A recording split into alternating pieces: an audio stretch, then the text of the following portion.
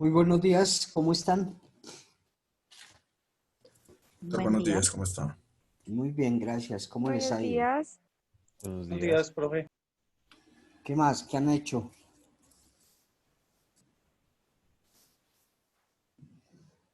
Bueno, doctores, vamos a iniciar nuestra sesión para ver si concluimos el tema del día de hoy.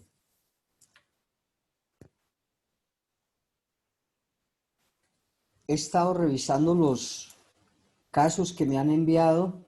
Creo que faltan como dos grupos por enviar los casos que les había dicho que teníamos el plazo de enviarlos hasta el día de hoy.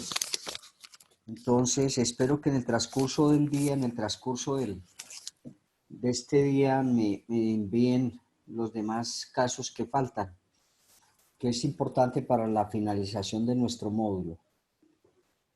Bien, habíamos dicho el día de ayer que íbamos hoy a hacer un repaso de las diferentes dudas que tuvieran, de los diferentes incógnitas que tengan ustedes.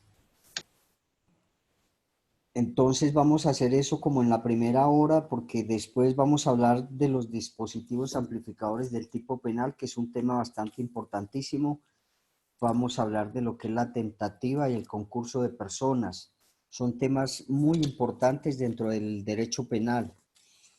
Entonces no sé qué tema quiere que expliquemos el día de hoy, que hagamos la aclaración o hagamos la explicación de ese tema, que ustedes de pronto tienen alguna duda para hacer esa explicación formal de esos temas que ustedes de pronto no han entendido muy bien. Nosotros vimos que los principios y normas rectoras, pues los explicamos hasta el artículo número 13. No sé si eso quedó entendido, lo que es la dignidad humana, la integración del derecho penal, los principios rectores del derecho penal, las funciones de la sanción penal o de la pena, las medidas de seguridad que se le aplican a los inimputables, cuáles son esas clases de medida de seguridad, la privación de la libertad de esas personas en condición de inimputabilidad cuando cometen conductas punibles, la transitoria, la permanente.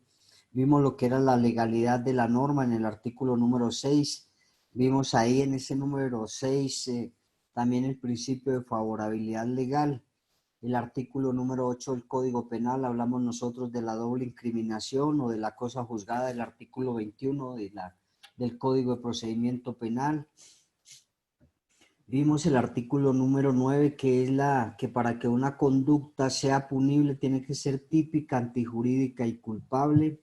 El 10, estamos en eso, que es la tipicidad, estamos hablando de todos estos temas que estamos hablando últimamente, es la unidad de la tipicidad para luego entrar nosotros a la antijuricidad, después a la culpabilidad y por último a la punibilidad, que cuando hablo de punibilidad pues es la pena o la sanción que recibe una persona cuando ha cometido una conducta punible. Después de ello pues vimos ya más o menos las formas de ejecución de la conducta punible. Decíamos que una de las formas de ejecución de conducta es la acción y otra la omisión. Hablamos que la acción, que es ese despliegue del comportamiento humano y que está como base fundamental la voluntad en ese accionar de esa persona, y que de igual manera utiliza el libre albedrío para cometer una conducta punible o no. Hablamos la otra forma de ejecución de la conducta punible, que viene a ser la omisión, las clases de omisión. Dijimos que existía la propia, la impropia, que la propia se diferencia de la impropia porque la propia, todas las conductas punibles están tipificadas en nuestra norma penal, ahí la encontramos nosotros. Vimos algunos artículos como el 152, el 441, etcétera, etcétera, y que decíamos que como están tipificadas ahí dentro de nuestra norma penal, pues esa se considera omisión propia. Hablábamos de la omisión impropia y decíamos que la omisión impropia surge de esa relación que existe entre el sujeto que causa el daño y el derecho fundamental protegido, es decir, entre la persona que es el sujeto activo de la conducta punible y el derecho protegido, que vendría a ser en este caso la vida, por ejemplo. Pero que decíamos también que esa omisión impropia se fundamenta especialmente en lo que nosotros conocemos como la posición de garante. Y la posición de garante nosotros decíamos que es esa obligación constitucional y sobre todo moral que tenemos nosotros para proteger los derechos fundamentales de los demás. Es esa obligación moral que tenemos nosotros de velar porque no se siga conculcando ese derecho fundamental de esa persona, porque se detenga la conculcación o el daño que se está infringiendo a ese derecho fundamental de esa persona. Esa es la omisión impropia y hablábamos nosotros de esa posición de garante. Decíamos nosotros que la posición de garante se nos daba en 4 aspectos fundamentales y que está tipificado en el artículo 25 de nuestra norma penal. Ahí nos habla de la acción y de la omisión y nos decía que nosotros tenemos la obligación o la posición de garante cuando la asumimos voluntariamente, ¿cierto? Esa posición de garante. Y hacíamos nosotros, dábamos el ejemplo de la persona que se contrata para que le cuide los menores hijos a una pareja o a una persona que por la situación de su trabajo pues no puede quedarse en casa cuidando a esos menores hijos. Entonces se contrata a una persona para que vaya a cuidarlos, para que vele por la protección de los derechos fundamentales de esas personitas, para que los atienda, les dé los alimentos necesarios en el día y vele por esa seguridad de esos menores hijos. Y decíamos que la asume voluntariamente porque esto se hace mediante un acuerdo de voluntades, tanto la persona que la contrata como la persona que ha sido contratada. Entonces, tiene una responsabilidad bastante grande que la asumió voluntariamente esta persona, ¿cierto? Asume esa responsabilidad de velar por la protección de esos menores hijos, de esos menores niños que quedan al cuidado de ella. En el evento decíamos que llegue a descuidar esa responsabilidad o que no llegue a cumplir con esos objetivos de la protección, del cuidado, entonces esta persona estará respondiendo por un delito por omisión impropia o comisión por omisión. Y esa es la que se asume voluntariamente, ¿no?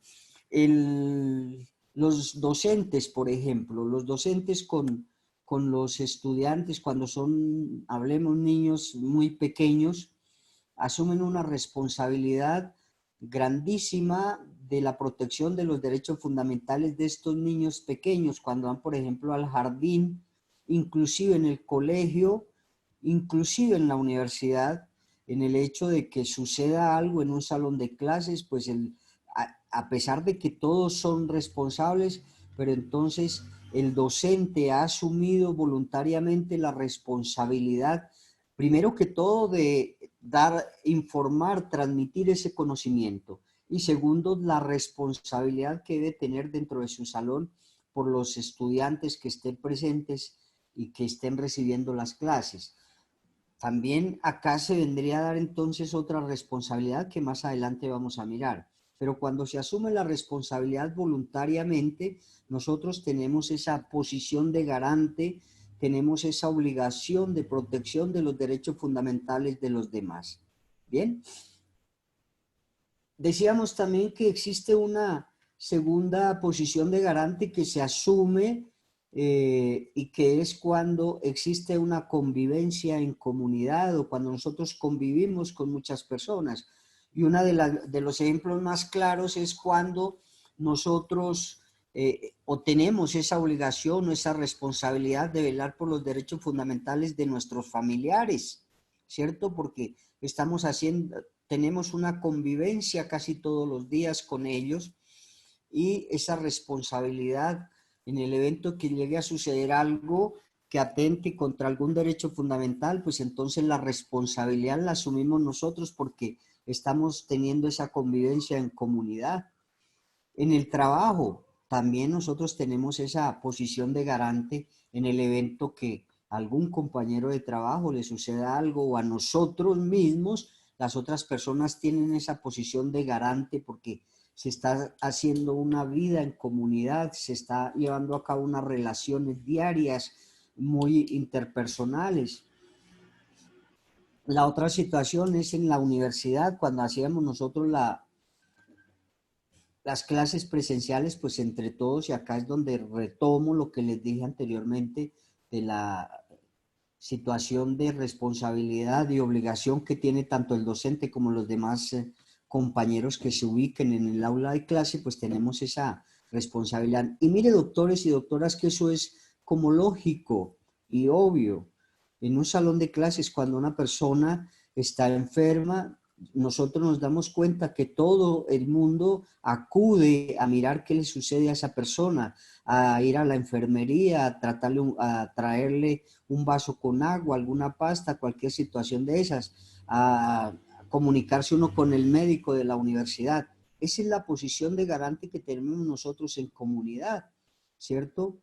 Decíamos también que la posición de garante se asume o es otra manera, otra forma de responsabilidad y de velar porque no se vulneren los derechos fundamentales, es cuando se asumen algunas actividades riesgosas o cuando se asume un deporte riesgoso.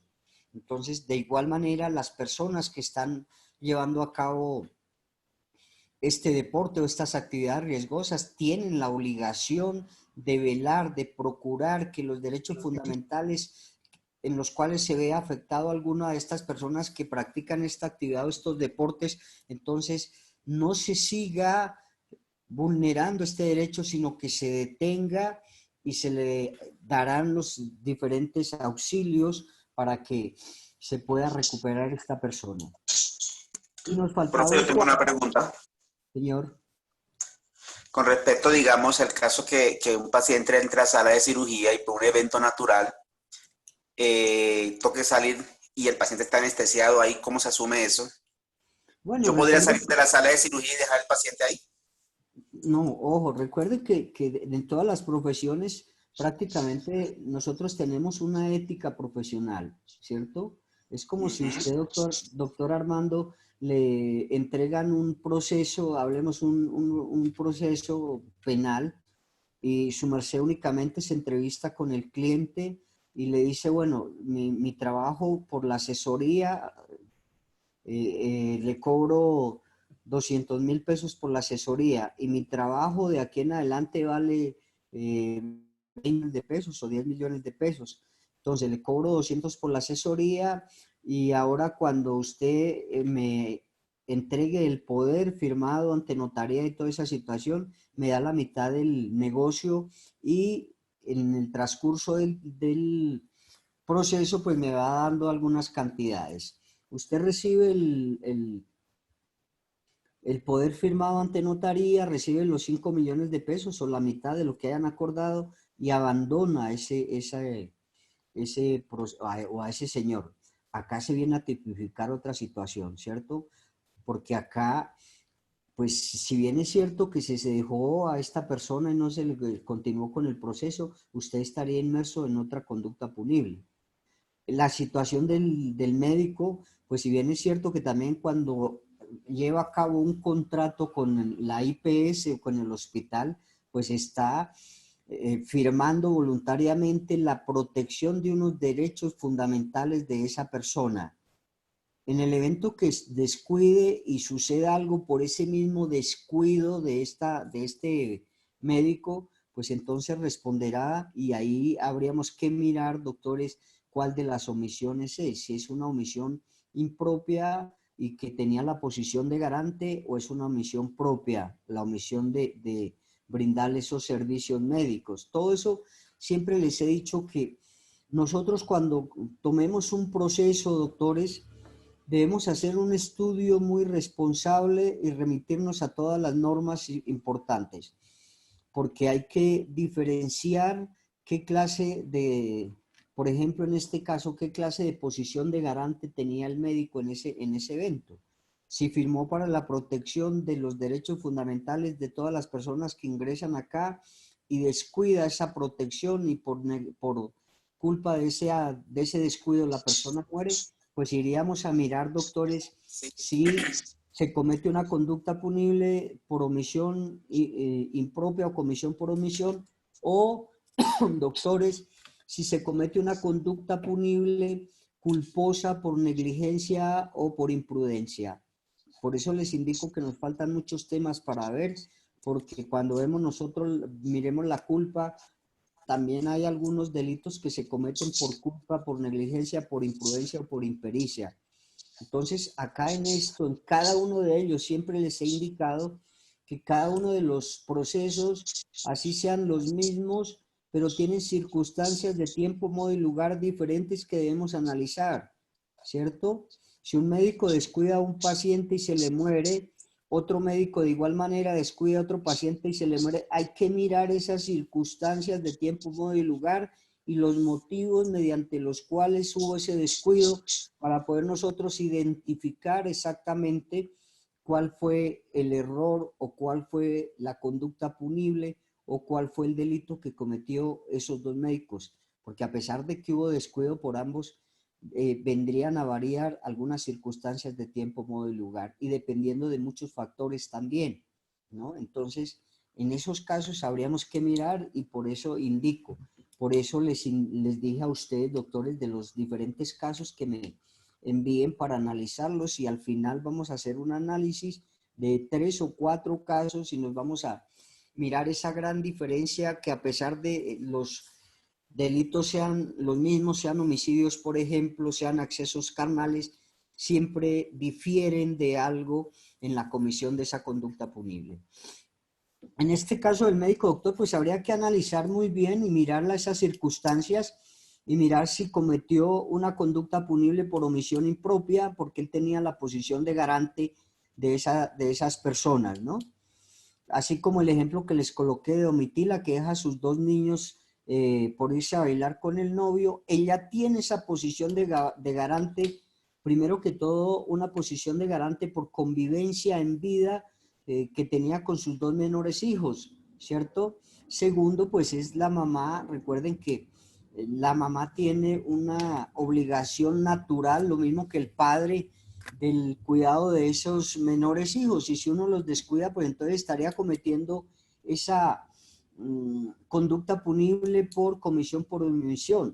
Ahora diferente, si uno ve que un hijo, en el caso de Domitila, coloquemos otro ejemplo, en el caso de Domitila, si ve que uno de sus hijos se quema y no lo socorre, no lo auxilia, no lo lleva al hospital, pues mire que cambia esa situación y esa circunstancia, porque aquí no hubo el socorro por parte de la mamá, no hubo ese auxilio, entonces estaría cometiendo un delito, una conducta punible por omisión propia. ¿Sí ven? Tenemos que tener en cuenta porque entre uno y otro hay una diferencia muy delgada y tenemos que mirarla. Cuando nosotros veamos el dolo eventual, tiene un hilo muy delgado de diferencia con la culpa con representación. Y debemos también hacer esa diferencia y debemos tener claro en qué se diferencia para no confundir una con otra y al final no podamos decidir qué es eso. Siempre les he dicho el gran cuidado que debemos tener nosotros en la interpretación de la norma. Profe, Siempre, doctores. Mire, ya un momentico, doctora Gis. Mire que con una sola palabra, doctores, con una sola palabra que nosotros no sepamos interpretar, inclusive con una coma o con un signo de puntuación que no lo coloquemos en el lugar correcto, nos puede variar ese concepto. Por eso es importante, doctores. Miren que cuando me habla el artículo 37 del Código Penal y me dice, por ejemplo, eso lo tenemos que ver en estas dos clases también porque estamos atrasados como un tema. En el evento del artículo 37 que me habla de las conductas punibles, entonces me dice que En Colombia, el máximo de privación de la libertad por una conducta punible es de 50 años. Y hay una palabrita entre comillas que siempre la debemos tener en cuenta. Dice, excepto en el concurso de conductas. ¿Sí ve? Ese excepto, doctores, hay que tener muchísimo cuidado. Excepto en el concurso de conductas punibles. Cuando lleguemos allá, alguien me acuerda de ese excepto y lo vamos a explicar. Otra situación que les voy a colocar acá como ejemplo es el del artículo 351 del Código de Procedimiento Penal. Acá estoy hablando ya del Código de Procedimiento Penal y ya la atiendo, doctora, allí dice, excúseme, qué pena que no la haya atendido a tiempo. En el artículo 351 dice que tendrá hasta la mitad del, dice que la persona o el procesado que en la audiencia de formulación de imputación se allane a cargos. Allanarse a cargos es aceptar cargos. Dice que la persona que en la formulación de imputación acepte cargos tendrá una rebaja de pena de hasta la mitad de la pena a imponer. Ojo, doctores, ese hasta también tiene un significado bastante grande, porque recuerde que nosotros dijimos que acá no está diciendo la mitad de la pena, la rebaja de la mitad de la pena a imponer, sino dice hasta la mitad de la pena a imponer. Y ese hasta tenemos que mirar, doctores, como les indicaba en clases anteriores, hay que mirar muchísimas circunstancias de esa persona para que el juez pueda tomar y pueda hacer una determinación clara cuando va a imponer la pena. Porque si la persona tiene antecedentes judiciales, pues mire, doctores, que los va a ubicar en el último cuarto y no le irá a dar hasta la mitad de la pena. Y hay unos requisitos fundamentales para que el médico pueda basarse en ello y poder tomar esa decisión. Entonces, por eso yo les indico que hay que tener mucho cuidado en la interpretación lógica de la norma. Bueno, ya permítame, voy a contestar la pregunta de la doctora Gidis y continuamos. Señora. Buenos días, doctor. Buenos Profe, días. ¿me recuerda el apoyito que le puso a la señora? Es que Domitila, no me acuerdo el apodo de la señora para poder darle el ejemplo. Domitila Díaz creo que era. Bueno, eso, Domitila Díaz, usted dijo que vio que su hijo se quemó y hizo una omisión propia, ¿cierto? Sí.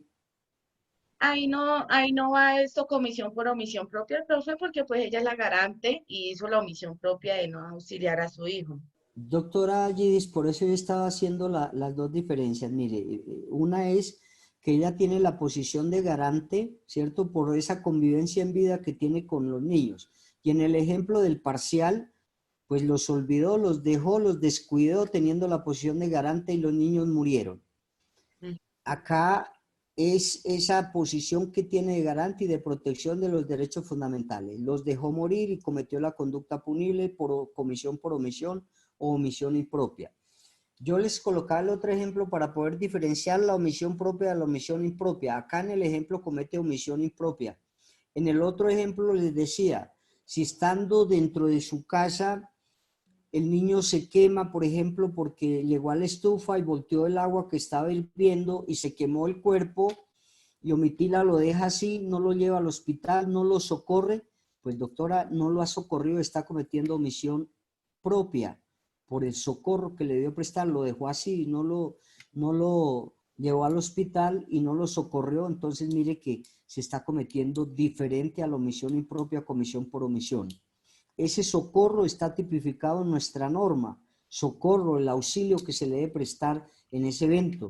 Yo les hacía también, o les da otro ejemplo de un accidente de tránsito, la persona que pase pudiendo llevar los heridos en su carro, y porque es un carro nuevo y argumenta, y eso sucedió en un caso práctico, doctores, eso sucedió en una vía, creo que de Cali a Jumbo, algo así.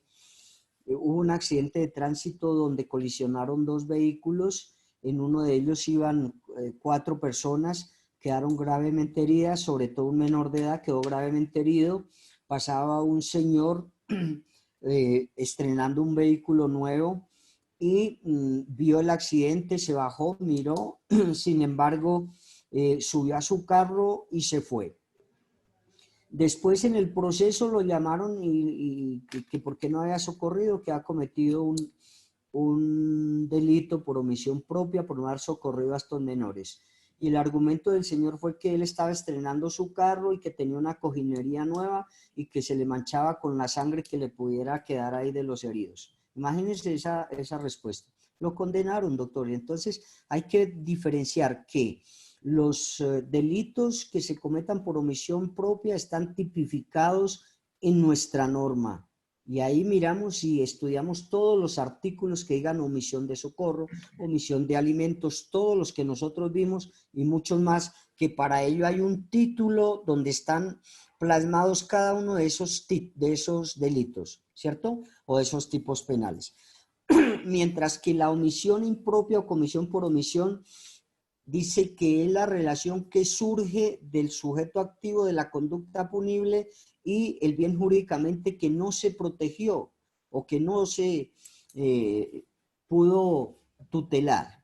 En este caso de Domitila, pues son dos situaciones diferentes. La primera lo hace por omisión impropia y la segunda no socorrió a su hijo, no le prestó ninguna ayuda, ¿cierto? Entonces se estaría tipificando. Ese se los iba a colocar en el ejemplo, pero dije, no vamos a colocarle la omisión impropia, que no socorrió a su menor hijo. Por no socorrerlo, entonces cometió una conducta punible por omisión impropia, por omisión propia, que está tipificado en nuestra norma penal. En la clase que explicamos lo de la posición de garante, se nos olvidó leer la última posición de garante que podemos tener nosotros. Entonces, si alguien por favor me regala la lectura del artículo 25, nos detenemos en la posición de garante en el numeral 4 un momentico, porque esa no se explicó. Y es que cuando se tenga conocimiento de que puede sobrevenir un daño, doctores, que puede sobrevenir un daño, entonces las personas que conozcan de esa posible que pueda venir ese daño deben informar a las demás personas que hay posibilidad de que ocurra un daño o que ocurra un desastre y con ese desastre pueda vulnerarse derechos fundamentales. Yo sé que ustedes son personas muy jóvenes, no alcanzaron a estar, por ejemplo, lo que sucedió en Armero, pero por noticias y por toda esa situación, entonces mire que se tenía conocimiento de que posiblemente se podría dar una avalancha y llegar al pueblo y producir muchísimos daños. Algunas autoridades le informaron a los habitantes del municipio, sin embargo algunos no creyeron, como siempre sucede. En ese entonces estaba de ministro, creo que era el irresponsable, el papá de esta señora Paloma, la senadora del Centro Democrático, y hizo caso omiso esa autoridad y no les avisó, que el único que avisaba era el alcalde del municipio, el párroco del municipio, les avisó. Primero que todo, algunos no creyeron, no le colocaron el suficiente atención a esta posibilidad de desastre. Sin embargo, creo que fue el 15 de noviembre del año 1985 sucedió ese desastre donde hubo muchísimos muertos, desaparecidos, que inclusive hoy en día, después de tantos años, muchas personas no encontraron a sus seres queridos. Acá había una posición de garante por parte de las autoridades competentes porque se preveía que podría suceder ese desastre, ¿cierto?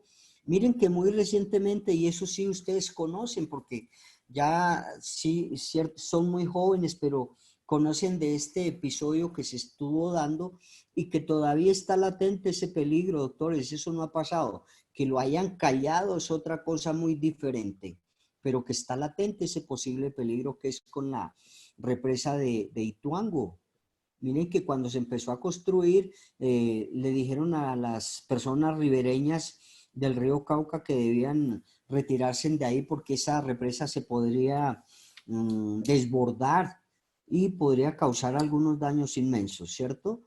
Esa es la otra posición de garante que tienen, por ejemplo, las autoridades o que tienen las personas que conozcan de ese riesgo inminente que se puede producir. Y se me había olvidado explicarle eso.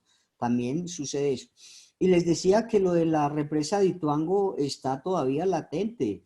Esto que se haya callado y que los noticieros no vuelvan a decir nada, pero uno que hace estudios, que lee, que más o menos eso está ahí latente y en cualquier momento puede haber un derrumbe de esa represa y causar un desastre tanto ecológico, ambiental como humano. Pero usted sabe que quien manda, manda, así mande mal, pero eso tenemos. Mire todo lo que está pasando en nuestro país con tantas personas que hay en el poder y que cometen conductas punibles y quedan en la impunidad.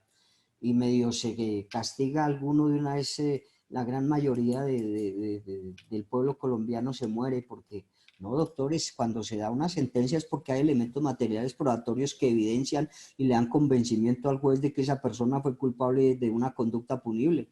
Además, doctores, tantos procesos que se le lleva a una persona es porque hay algo. Cuando el río suena, piedra lleva. No me contesten lo que me dijo un amigo, cuando el río suena es porque están haciendo el amor los pescaditos. Eso es una gran mentira. Entonces, doctores, la justicia también, cuando da una decisión, no es porque sí, doctores, porque simplemente es una persecución, porque no sé qué, porque ha sido una persona digna, porque bla, bla, bla, bla. No, doctores, nunca se dejen creer por esa situación de cuestiones políticas, de vainas de esas. Siempre la justicia, doctores, los jueces, no todos son corruptos, alguna minoría, pero los jueces aplican la ley, la norma como es, y si dan una decisión, doctores, es porque encontraron elementos suficientes para poder demostrar con posibilidad de verdad de que esa persona cometió la conducta punible. Y si bien es cierto que yo les indicaba que la justicia en Colombia es para la gente del común, también hay muchos casos donde hay jueces y hay altos magistrados que también la aplican sin importar quién sea, doctores. Y como digo, yo les hablaba en clases anteriores de un fiscal anticorrupción. Oiga, eso es lo más risible que puede haber. Un fiscal anticorrupción y viene a ser el más corrupto del país. Eso no, y siempre se ha dado en nuestro país. Doctores, qué pena que habla así, pero yo soy del concepto de que el cáncer más grave que tiene nuestro país son nuestros, no todos, ojo, yo hablo no de todos, pero siempre van a ser nuestros representantes ya sean alcaldes, senadores, todos ellos. Es el cáncer más grande que tiene Colombia, la corrupción. Eso acá no es ni la guerrilla, ni los paramilitarismos, solo que se escudan en esa situación para poder obviar esto de eso. Mire lo de Odebrecht, ya quedó acá calmado. Mire ese problema que hubo con este coronel, ya está calmado por la pandemia. Mire toda esa situación. Y esa es mi posición y creo que es una posición que tiene un arraigo de verdad bastante grande. Y eso ha sido así durante todo el tiempo, doctores. Creo que les indicaba que yo me emociono cuando empiezo a hablar de toda esta parte corrupta de nuestro país, que hubo hace como unos 5 o 6 años, doctores, a nivel mundial, como un estudio de los países más corruptos del mundo y Colombia quedó en segundo lugar. Entonces, eso es así. Y por eso les digo, doctores, debemos actuar conforme a derecho. Debemos actuar conforme a nuestra ley. Si ustedes de aquí a mañana van a ser magistrados, van a ser jueces, fiscales, así tengan un alto cargo, doctores, por favor, con honestidad. No se dejen comprar por 1.000 millones, 2.000, 5.000 millones, porque después van... Mire que la justicia cojea, pero llega, y algún día estos sinvergüenzas irán a pagar. Así como este presidente venezolano. Algún día irá a pagar y cuando paguen van a pagar bien caro. Entonces, doctores, en un principio podremos hacer todos los chuecos, como dice la televisión, pero eso la justicia cojea, pero llega en algún momento. Entonces debemos tener en cuenta esto, doctores, y esto de la situación de Ituango también es una manera que tenemos de posición de garante con las demás personas, ¿cierto? Y esto sigue latente porque pienso que en el evento donde llegue un invierno bien torrencial, bien duro, doctores, esto no aguanta y se irá a desbordar esta represa y va a ir acá. Ojalá que no sea así. Ojalá que no, y hay que pedirle mucho al ser superior para que no suceda esto, porque los únicos perjudicados en los desastres siempre vienen a ser las personas del común, porque las personas que ostentan el poder político y económico, pues nunca sufren nada, siempre va a ser la persona del común los que van a sufrir todas estas consecuencias y desastres. Mire con la pandemia, cuántos políticos, cuántos alcaldes, todos nos están robando. Yo acá sí digo robar porque eso se llama es hurtar. ¿Cuántos nos están robando así de frente las ayudas para los más necesitados?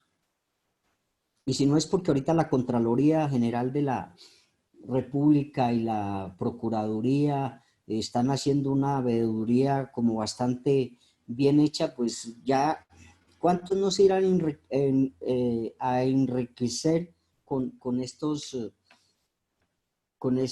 dineros que se da para las gentes más vulnerables?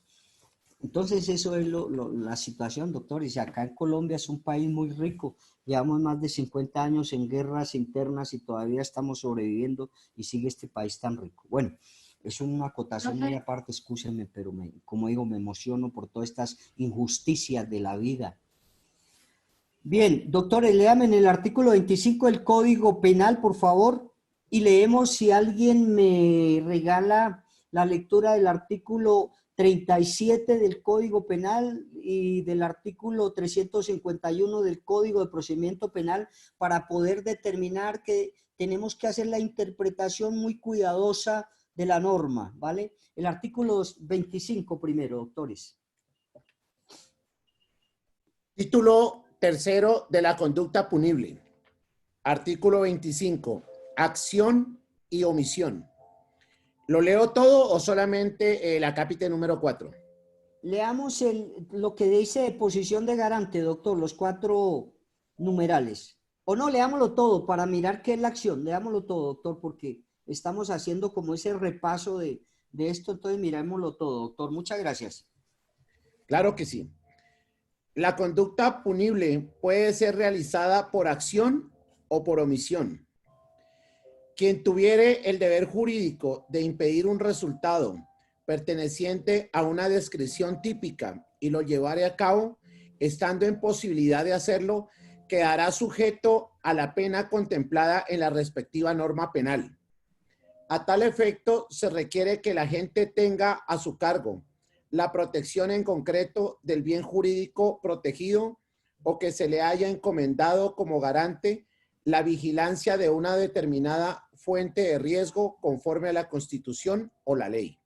Listo, a una fuente de riesgo, ¿sí ven? Listo, doctor, dale.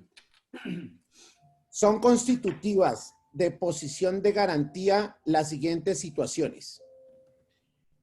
1. Cuando se asuma voluntariamente la protección real de una persona o de una fuente de riesgo dentro del propio ámbito de dominio. 2. Cuando exista una estrecha comunidad de vida entre personas. 3. Cuando se emprenda la realización de una actividad riesgosa por varias personas. 4.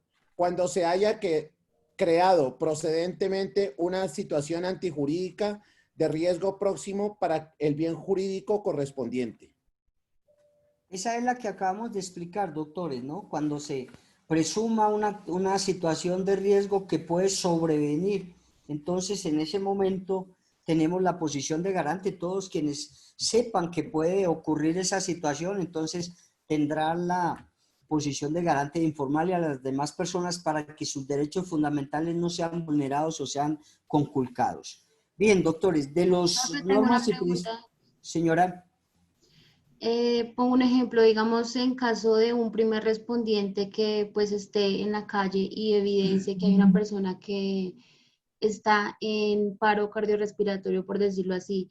El primer respondiente sería el garante, ¿cierto? Y sí, ahí está en la obligación de socorrer a esa persona, ¿cierto? Claro, de pedir por lo menos una ambulancia, que alguien llame una ambulancia para poder socorrer o poderle prestar los primeros auxilios. Ahora, si hay una persona que conozca de medicina, una enfermera, un médico cerca, pues será la persona mayor encargada de poderle brindar este socorro o auxilio a esta persona.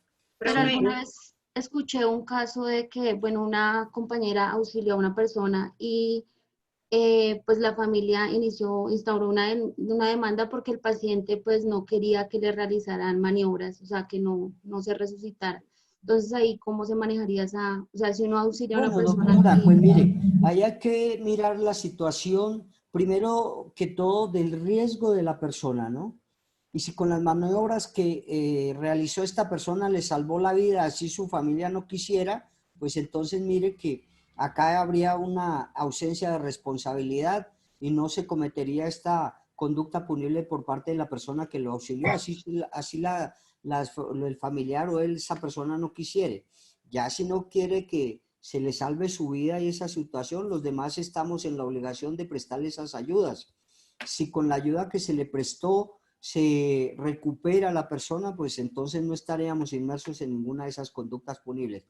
Estaríamos cometiendo la conducta punible cuando, viendo a la persona y teniendo nosotros la posibilidad, la viabilidad de ofrecerle esa ayuda y no lo hacemos, ahí sí estamos cometiendo la conducta punible porque no lo hice y por no hacerlo murió esa persona. Mientras que si lo hice y se le salvó la vida, se le protegió ese bien jurídicamente protegido que es la salud y la vida, pues entonces, mire, por eso indico siempre que son circunstancias diferentes, doctores, y en cualquier proceso que tengamos, sin importar si es penal, laboral, hay que poner mucho cuidado, doctores, cómo ocurrieron las cosas. Yo les indicaba, si hablamos nosotros de materia laboral, un despido sin justa causa, hay que mirar si realmente se cometió ese despido sin justa causa. Hay que aportarle al proceso o al juez los elementos materiales probatorios que desvirtúen que ese despido sí fue con justa causa, por ejemplo.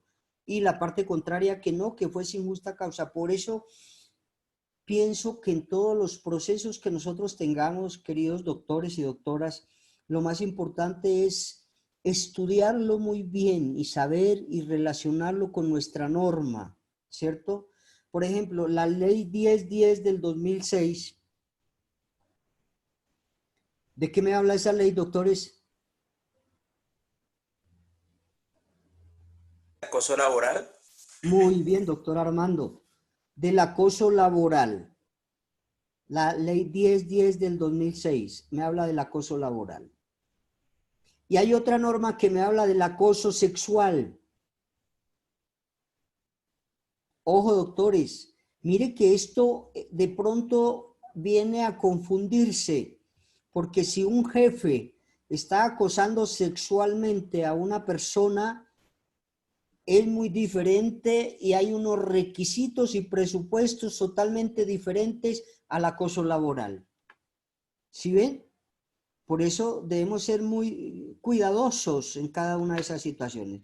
Y eso le digo porque eso se presentó en alguna situación. El jefe estaba acosando sexualmente a su secretaria, pero no le estaba proponiendo que la colocaba en otro cargo, no la estaba diciendo que si no la sacaba de la institución, no la estaba colocando a hacer trabajos duros, no la dejaba más tiempo en el trabajo del horario adecuado o habitual, simplemente le estaba haciendo un acoso sexual.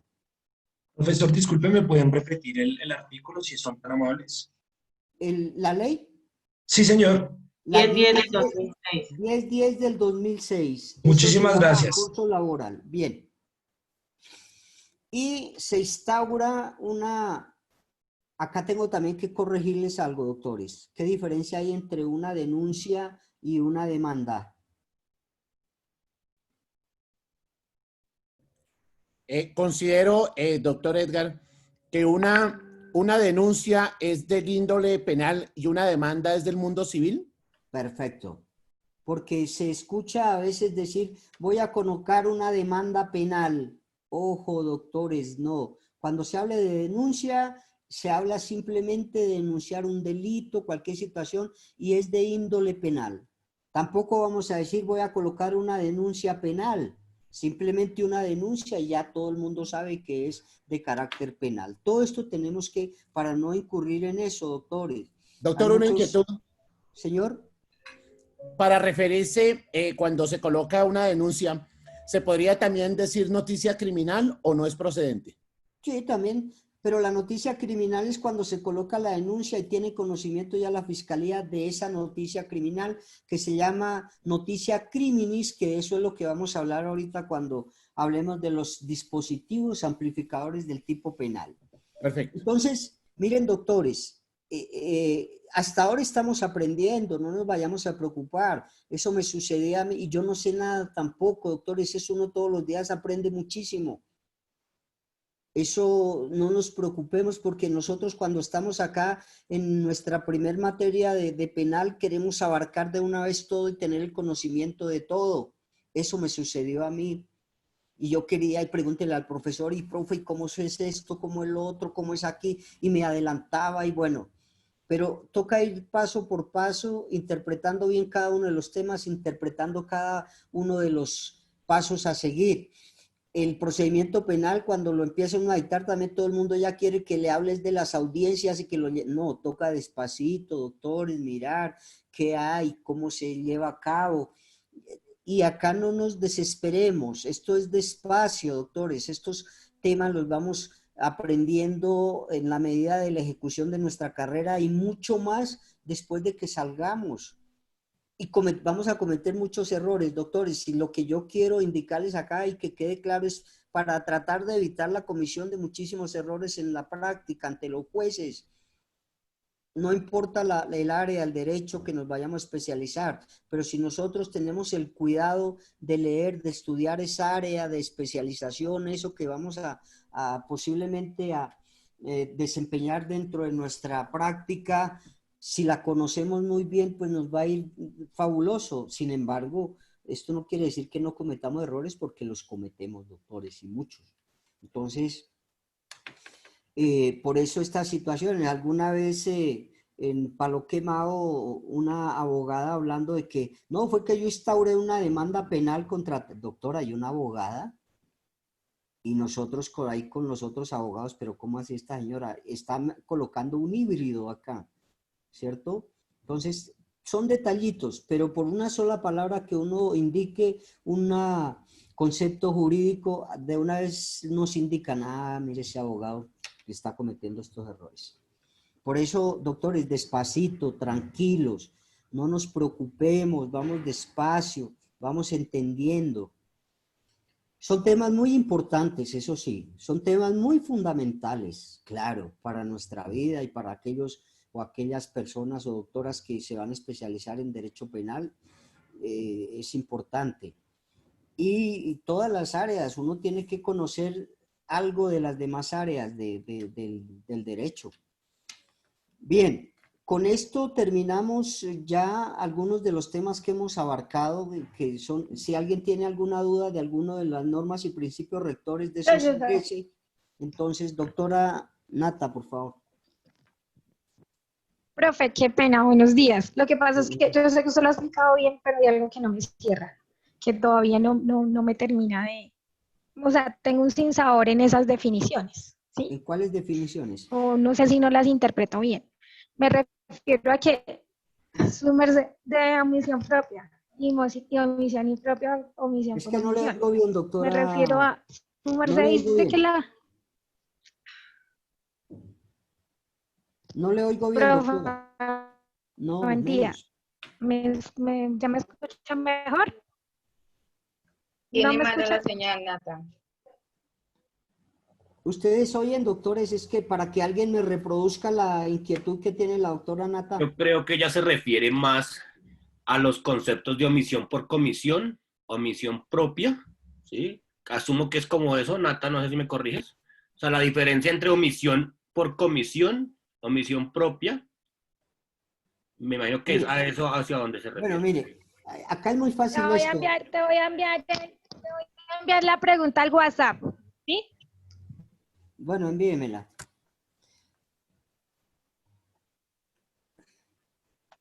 Doctor, buenos días. Buenos días.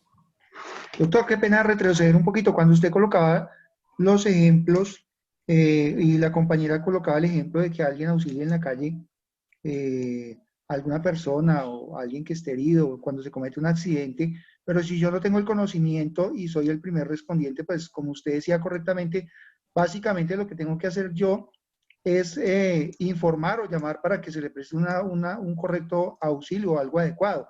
Es Doctor, que eso es.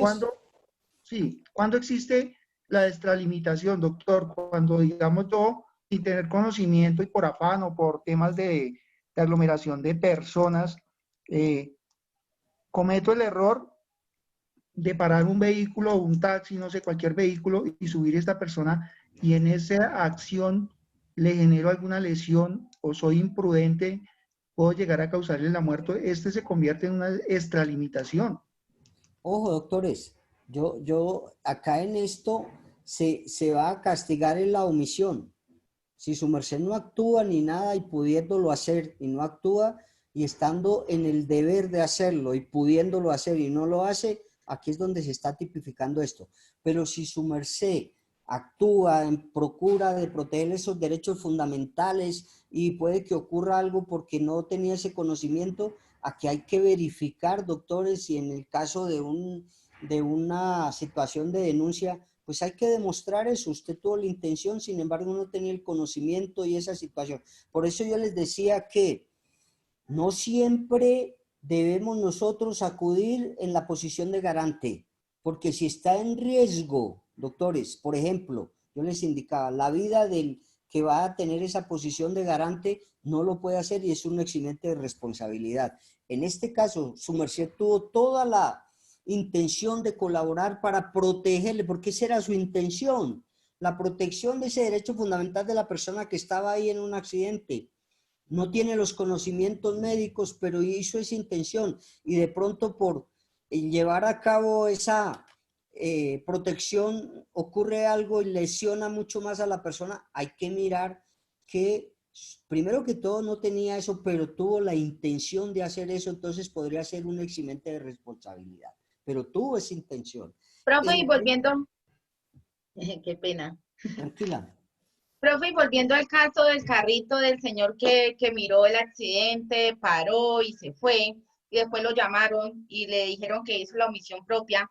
Profe, digamos en el sentido que yo tenga mi carrito, miro un accidente y no lo suba, pero sí haga la llamada para que vengan y lo auxilien. Y si me piden el favor de que lo meta al carro y yo no lo haga, ahí me pueden juzgar.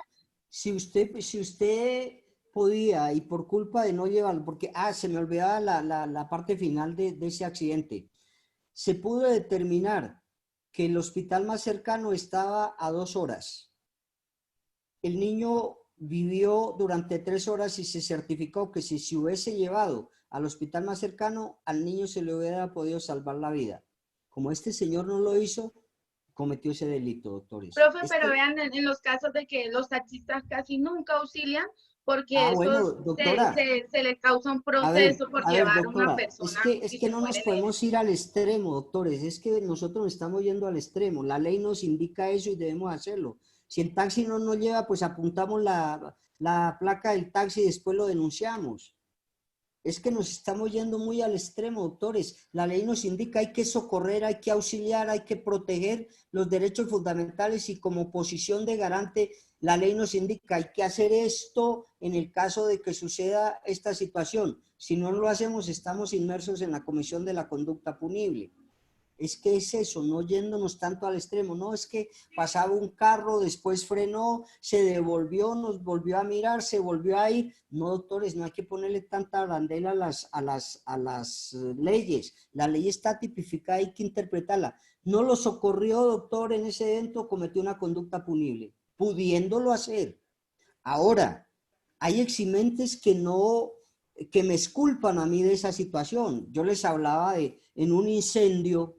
Los bomberos ven que si en el momento de ingresar se puede ir al piso el edificio o la casa o se pueden quemar, pues los exime de responsabilidad porque primero está la vida del garante, ¿cierto? Lo que sucedió y les colocaba yo el ejemplo de las torres de Estados Unidos, donde los bomberos sepan que eso se va a desplomar, ninguno y no hubiesen tenido ningún problema si ninguno asume esta posición de garante y ingresan a todo eso, solo que ellos no o nadie sabía que las torres se iban a derrumbar. porque como el incendio ocurrió en los pisos últimos, nadie pensó que se fueran a derrumbar. Donde sepan y eso, y después se derrumban, pues tienen una ausencia o un eximente de responsabilidad. La ley es muy clara, o sea, en el derecho penal no tenemos que ir mucho más allá de, y no vivir tampoco en el derecho penal de presupuestos o de expectativas. Siempre le he dicho, la norma penal está clara y la norma penal nos indica esto. Cuando no se socorra a una persona pudiéndolo hacer, comete la conducta punible. Cuando se socorra a esa persona, y como en el caso que me está exponiendo acá el doctor, si no tenemos conocimiento de salud, pero estamos solos y vemos que podemos llevarlo en nuestro carro y para esto, y al momento de levantarlo se le quiebra la otra mano, qué sé yo, pues hay que mirar también de qué manera podemos nosotros exculpar esa responsabilidad. Sin embargo, tuvimos la intención de socorrer a esa persona. Es que una cosa es la intención de socorrerla y otra es de no hacerlo, pudiéndolo hacer. Otra situación es que esté en riesgo nuestra vida, ¿cierto? Por ejemplo, como yo les indico, la situación de armero, pues nosotros preveíamos o la gente preveía que iba a suceder esto. Sin embargo, algunos de ellos no lo hicieron, no informaron, teniendo la obligación de hacerlo, pues están inmersos en esta situación, ¿cierto? Eso es la posición de garante, la omisión propia. Mire, la omisión impropia siempre se irá a basar en la posición de garante de esos 4 aspectos, siempre en ellos, y por eso vamos a mirar. Y la omisión propia se va a diferenciar porque todos los delitos, todos, doctores, que se puedan cometer por omisión propia, ustedes los encuentran tipificados en su código penal. Entonces, cuando vea que alguien no socorrió a alguien, van allá y miran en su código, sí, acá hay un... Así, por ejemplo, cuando capturen a una persona por porte ilegal de armas de uso privativo, eso está tipificado en nuestra norma y nos remitimos allá a ese artículo que es el 365, lo estudiamos muy bien, miramos si ese artículo coincide con la conducta punible que cometió la persona, analizamos todo eso para poder diferenciar, porque si esta persona llevaba una granada de fragmentación, pues no la podemos ubicar en el 365, sino en el 366. Es que de eso se trata nuestra carrera, de identificar muy bien cada uno de los delitos y las conductas que cometió eso. Por eso les hablo de circunstancias, de tiempo, modo y lugar. No es lo mismo llevar un porte ilegal de armas de uso privativo a llevar un porte ilegal de armas de uso privativo de las fuerzas militares.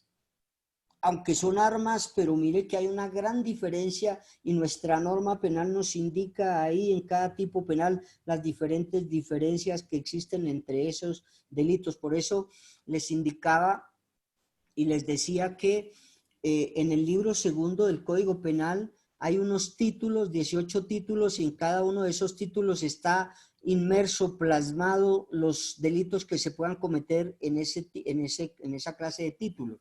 Por ejemplo, en el título primero nos indica los delitos contra la vida y la integridad personal.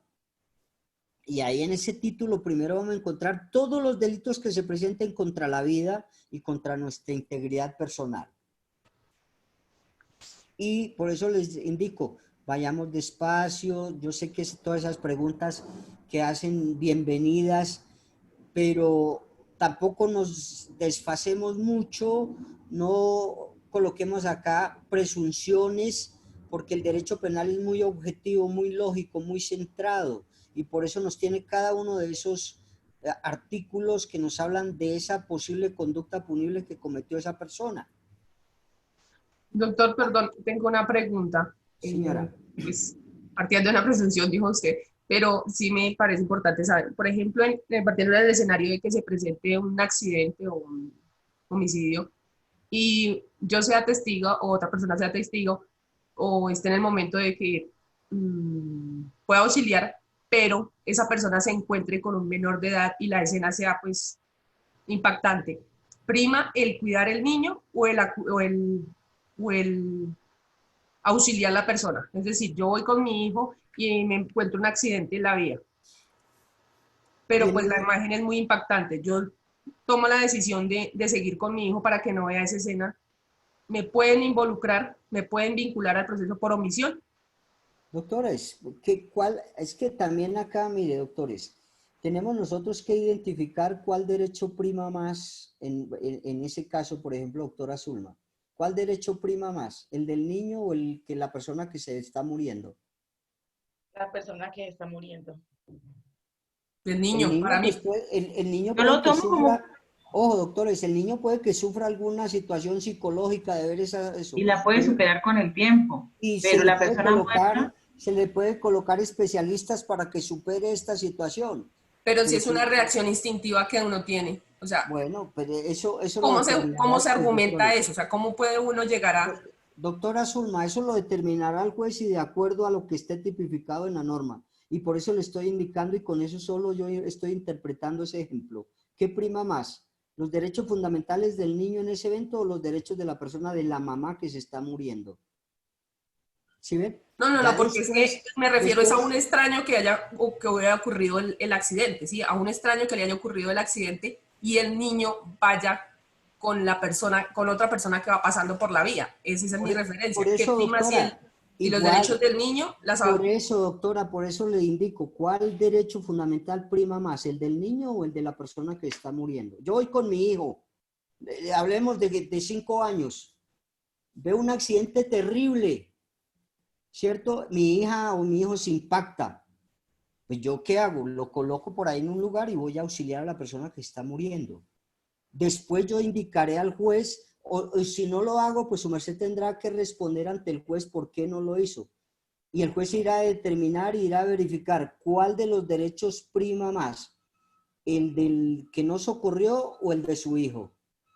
A su hijo se puede afectar psicológicamente y moral y con algunas, ¿cómo se llama? Especialistas se le puede volver a recobrar esa situación en un tiempo, pero la otra persona murió porque yo no lo socorrí. Es que eso es lo que tenemos que mirar en el derecho penal, doctores. ¿Sí ve? Además, así diga que los derechos de los menores priman sobre los demás derechos, pero en este caso, pues hay una situación que está en riesgo, que es de su hijo, que de pronto por el impacto de ver eso, sufra alguna situación psicológica. Pero para eso también, y hay un campo más amplio para poderle brindar ese cuidado a su niño, porque de todas maneras su hijo ya vio y ya se le ocurrió esa situación. Y si se va con su hijo y no socorre a la otra persona, pues ahí el juez irá a determinar cuál derecho prima más en ese evento, ¿cierto? Entonces, eso es lo que, ojo, también lo que esté dentro de la norma y también lo que determine el juez, porque los jueces también van a valorar los derechos fundamentales y en este caso, si prima más el del niño que el de la persona que por no socorrerla murió, entonces ahí habrá una situación dentro de la discrecionalidad y no solamente dentro de la discrecionalidad del juez, sino también dentro de la primacía de los derechos fundamentales. Es que todo eso hay que verlo, doctor. A nosotros nos parece muy fácil. Yo, por ejemplo, digo, no, señor juez, mi hija estaba impactada y eso y me fui porque mi hija prima primero, pero el juez le va a decir, ojo, su hija puede que esté impactada en ese momento, pero es una situación que no le va a afectar con el tiempo su salud o alguna situación y tiene algún remedio, por ejemplo. Pero esa persona que se probó que si usted lo hubiese auxiliado, se hubiera salvado y usted no la auxilió y se murió. Hay muchas circunstancias, ¿no? Entonces, y por eso digo, doctora Zulma y las demás doctoras y doctores, los delitos son, a pesar de que sean iguales, son totalmente diferentes. Puede que la doctora Zulma en este evento recurra a proteger a su hijo, ¿cierto? En alguna otra persona puede que no, vaya a proteger a la persona que está en riesgo su vida. Y todo eso hay que analizarlo y mirarlo y ponderarlo sobre todo, ponderarlo. Eso es. Doctor, yo quería compartirles, a mí me ocurrió... Doctora, ¿me puede hablar un poquito más duro? No importa que me grite.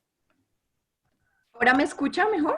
Ahora sí, claro, doctora. A mí, doctor, buenos días. A mí me ocurrió un caso hace 2 años y medio más o menos. Yo venía por la avenida 68, venía con otra persona en el vehículo, yo no iba conduciendo. Adelante de nosotros hubo un accidente. Yo lo único que pude ver fue una señora que voló. Entonces yo me tiré del carro, la persona que iba conduciendo conmigo también para. Yo le paso unos pañitos porque la señora pues botaba sangre por nariz, por boca, terrible. Cuando me agacho veo debajo del aerovan, había un niño, más o menos de menos de 10 años, debajo del carro, pues el que iba conmigo en el vehículo no se había percatado. Yo le grité que corriera porque estaba el niño debajo. Viene el conductor del aerovan, claro, el pobre chico no se había dado cuenta que había atropellado al niño. Enfrente de donde ocurrió el accidente había una IPS. Resulta que, pues claro, yo al ver que la señora botaba mucha sangre, el niño debajo del carro, pues mi reacción fue cruzar la calle, entrar a esa IPS y decirle al vigilante, un médico, porque hay un niño que está debajo del carro, no sé si lo mató, o sea, yo estaba súper nerviosa. El vigilante no me deja entrar, empiezo a forcejear con él, yo pensaba en la vida del niño. La persona que venía conmigo empieza a forcejear con él, yo me le logro zafar al vigilante, entro al consultorio, cojo una de las doctoras, la cojo del brazo, ella claro, ella asustada, yo solamente le decía el niño.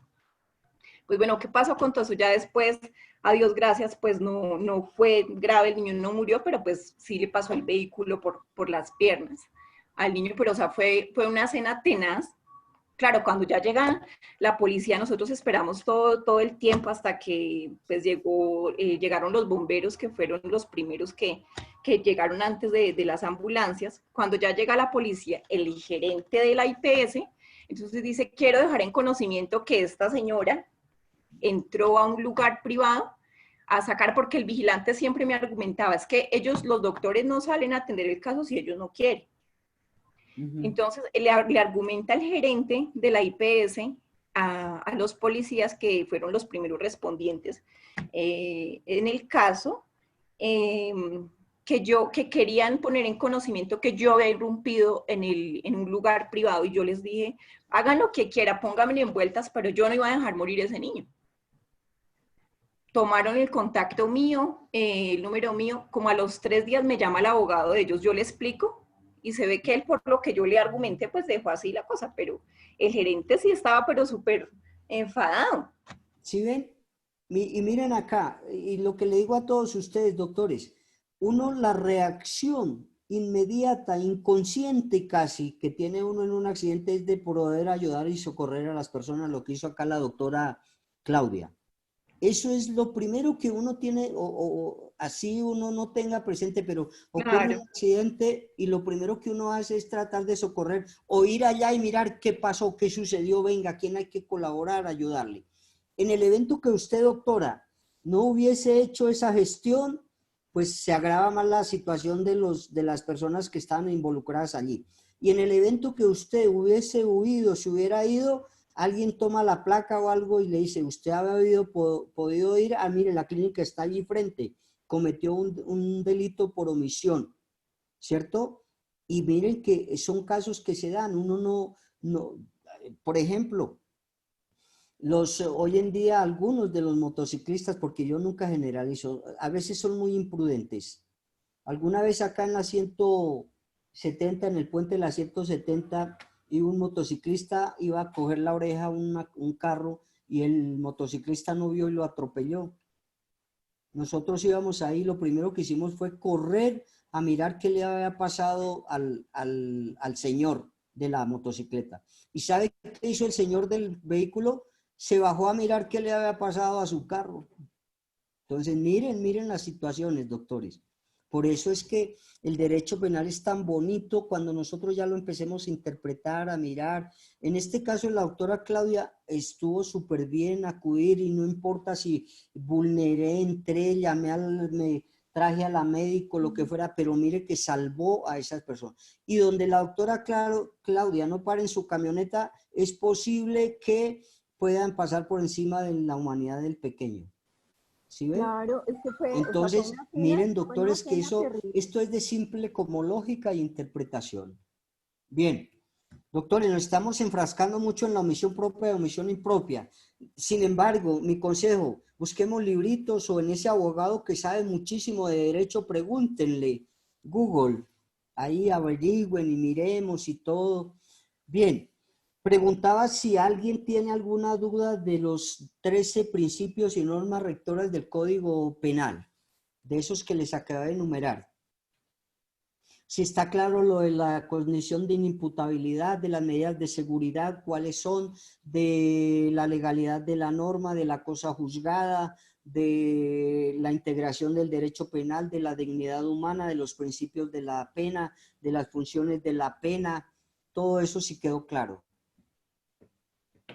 Sin embargo, es muy fácil volver a retomar el código y empezar a leer uno por uno, mirar, y ahí vamos nosotros. Cada vez que hacemos una nueva lectura encontramos algo que vamos entendiendo. ¿Qué otro tema, doctores, de los que hemos visto? Yo me acuerdo únicamente de estos. ¿Qué otros temas hemos visto? De la conducta, los verbos rectores simples, compuestos alternativos, compuestos conjuntivos. No sé qué otro tema tengan una duda porque vamos a iniciar con los dispositivos amplificadores del tipo penal. Soy todo oídos. Profe, una pregunta. En el caso de ver que ya lo pudimos ver, los verbos rectores, ¿no es posible hablar un poco sobre la tipicidad? Es que, doctor Alejandro, todo esto que estamos viendo hace parte de la tipicidad y nosotros decíamos que este tema que estamos mirando, que empezamos desde la tipicidad y todos los temas que hemos visto últimamente hacen referencia a la tipicidad. La tipicidad quiere decir que todas las conductas que se puedan cometer punibles, todos los delitos que se puedan cometer, tienen que estar plasmados en nuestra norma penal. Y ojo, doctor Alejandro, todas esas conductas están tipificadas a partir del artículo 101 como hasta el 564. Ahí su merced encuentra todos los delitos que nosotros podamos cometer. Todos están ahí. Si su merced me habla, por ejemplo, de delitos contra la fe pública, no sé si hicimos no, pero es que eso lo hacen ustedes en delitos en particular. La estructura del libro segundo, título por título. En el primer título están los delitos contra la integridad y la vida. Segundo título están otros delitos y así sucesivamente. Pero eso lo ven ustedes en delitos en particular. Entonces, todo lo que esté ahí, doctor Alejandro, se llama tipicidad. Todo lo que encuentre en ese libro es tipicidad, porque dice que la tipicidad es lo que se encuentra tipificado o plasmado o escrito en nuestra norma penal, libro segundo de los delitos en particular. Lo que su merced no encuentre ahí, lo que no encuentre, no es típico, es decir, no está tipificado ahí y será una situación atípica. ¿Y atípica por qué? Porque no está ahí. Esa es la tipicidad de la norma. Exacto. Profe, buen día. Muchísimas gracias, doctor. Profe, buen día. Hablando de ese tema, su merced habla de las funciones de la tipicidad. ¿Sí? Entonces, su merced habla que hay una función garantizadora, habla que hay una función sistematizadora y fundamentadora. En cuanto a la función sistemática, no me queda clara, porque dice que es la concatenación sincrónica entre la parte general del derecho. ¿Qué es algo sistemático o sistematización de algo? Paso a paso. Es una concatenación o unión de unas cosas con otras. La sistematización de la norma es que debe estar relacionado, unido, concatenado. ¿Qué más se puede decir sinónimos de ello? El libro primero con el libro segundo y con la ley 906 para que se pueda llevar a cabo ese proceso que nosotros estemos mirando. Por ejemplo, se cometió un acceso carnal violento. Está tipificado en el libro segundo del Código Penal de los delitos en particular, artículo 205 de ese mismo libro. ¿Qué es la sistematización? Que debe estar unida con el libro primero y los temas que estamos mirando del libro primero, porque en el libro primero vamos a mirar, ocurrió un acceso carnal, ese es un delito, está tipificado. Pero vamos a mirar quién lo cometió. Si fue una sola persona, es autor, y lo que es autor lo vemos en el libro primero. Si ve que el libro segundo está relacionado con los temas del libro primero, si lo cometieron dos personas o más, habría coautoría, y esa coautoría la vemos nosotros en el libro primero. Y ese libro primero está relacionado con el libro segundo, porque en el libro segundo están todos los delitos. Se cometió el acceso carnal, hay que mirar si lo cometió una sola persona, autoría, si lo cometieron más de dos personas, coautoría, si mientras estaban llevando a cabo el acceso carnal hubo una persona que estaba vigilando para que no pasara ninguna otra o viniera una autoridad competente. A esa otra persona que está vigilando se llama cómplice, que también está concatenado en el libro primero. Esa sistematización es esa organización y esa relación que existe entre el libro primero, libro segundo y la ley 906. ¿Por qué está relacionada con la ley 906? Porque la ley 906 es el procedimiento que se le va a aplicar a esta persona o a estas personas que cometieron el acceso carnal violento. Entonces, mire, libro primero, se determina si fue autor o coautores y si hubo complicidad. Libro segundo, se mira el delito, acceso carnal violento. Hay que buscar la responsabilidad de esa persona o personas que cometieron ese acceso carnal violento. ¿Cómo se verifica? Aplicando la ley 906, que es el procedimiento, y durante todas las audiencias para poder encontrar responsable o culpable a esta persona o personas que cometieron la conducta punible. Esa sistematización es eso, que debe haber relación entre el libro primero, libro segundo y la aplicación del procedimiento penal, ¿vale? Sería diferente, doctora Nata, cuando les hablaba yo de... Hablemos de la bigamia o de la poligamia. Anteriormente yo les decía que estaba tipificado como delito. Se castigaba al hombre o a la mujer bígama o polígama. Hoy en día ya no está tipificado dentro de nuestra norma, para el doctor Alejandro también. Como no está ya tipificado como delito, pues la persona que comete esta conducta punible no se le irá a llevar un proceso ni a judicializar. Y para aclarar de la doctora Nata, como no está tipificado hoy en la norma, doctora, pues entonces no habría ninguna relación, porque no existe como delito, no habría relación con el libro primero ni con la de procedimiento penal, porque no está cometiendo ninguna conducta punible.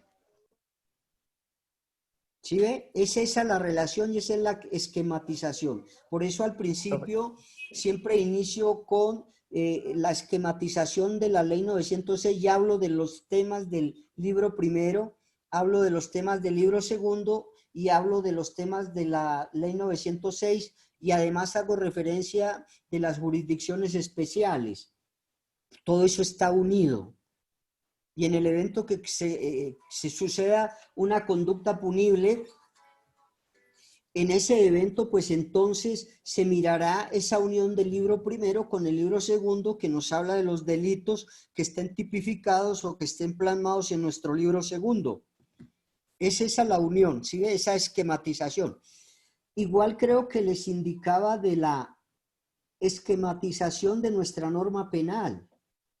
Recuerden que dentro de nuestra norma penal o administración de justicia, en lo penal existe una esquematización o sistematización. No sé si a usted les decía, doctor, es que tengo alrededor de unos 8 cursos y en algunos hablo y en otros les indico y en otros no. Ojo, les indicaba que nuestra norma penal también está sistematizada. Y les decía que en el artículo 31 del Código de Procedimiento Penal, no sé si les hablé de ello, está esa sistematización y jerarquización de la norma. Que nuestra primera autoridad competente superior es la Corte Suprema de Justicia, Sala Penal, porque estoy hablando de materia penal. No sé si les había hablado de esto, doctores. Y es para terminar de aclarar lo de la sistematización. Debe existir una organización dentro de nuestra materia penal que esté relacionada un libro primero con el libro segundo con el libro tercero. Esa es la sistematización, esa relación. Y hablábamos que existe una sistematización y esto también lo aprendemos, no importa, a pesar de que no es de nuestro tema, pero es importantísimo que sepan ustedes que ya hay una jerarquización de nuestra norma penal y de igual manera podemos llamar una sistematización de esa misma norma, norma penal o administración de justicia en lo penal. Y nosotros indicábamos o decíamos que en el artículo 31 del Código de Procedimiento Penal existe esa sistematización de esa norma. ¿Y por qué? Porque no todos los jueces tienen competencia para conocer de todos los delitos. Pero entonces, por eso es que hablamos de todo y a ustedes se nos va a confundir y ustedes se preocupan, porque esto ya hace parte del derecho procesal penal o de la ley 906. Sin embargo, les voy a decir que a partir del artículo 28 del Código de Procedimiento Penal empieza la jurisdicción y competencia de quienes de la Corte Suprema de Justicia y de los diferentes jueces. Y en el artículo 31 tiene esa sistematización, esa jerarquización o esa organización, como la ley 906. En el artículo 31 nos indica que la máxima autoridad dentro de la Administración de Justicia Penal es la Corte Suprema de Justicia, Sala de Casación Penal. Esa es nuestra máxima autoridad. Segunda autoridad en orden descendente están los tribunales superiores de distrito judicial, como una autoridad máxima también. Tercero están los juzgados penales de circuito especializados. Y yo creo que les decía que estos juzgados son los que tienen el mayor número de conocimiento de procesos. Ellos conocen de una cantidad de delitos inmensos. Estos jueces penales del circuito especializados son los que más trabajo tienen porque tienen conocimiento y tienen competencia de mucho más delitos. Cuando ustedes vean, ojalá veamos nosotros el procedimiento penal conmigo y verá lo hermoso que es ese procedimiento penal. Y vemos todo eso, las competencias de la Corte Suprema de Justicia en sala penal, la competencia de los tribunales superiores de distrito judicial, la competencia que tienen los jueces penales del circuito especializados. Después vienen los jueces penales de circuito, en su orden descendente, jueces penales del circuito. Después vienen los jueces penales municipales, ya sea jueces penales municipales con función de control de garantías o ya sean los jueces penales municipales con función de conocimiento. En ese orden, como les estoy indicando, es que viene esa sistematización o jerarquización de nuestra administración de justicia en lo penal.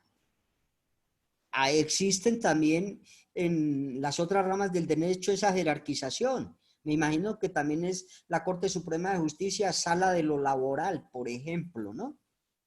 Y así sucesivamente.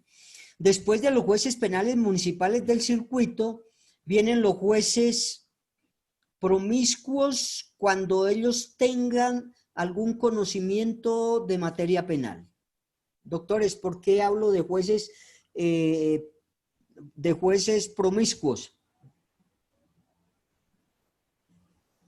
¿Porque conocen de varios casos?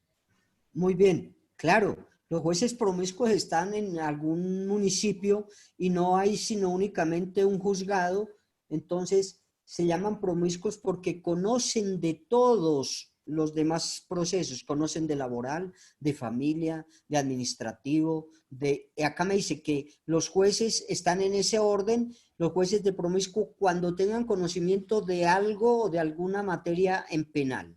Entonces, en ese orden están esos jueces promiscuos municipales.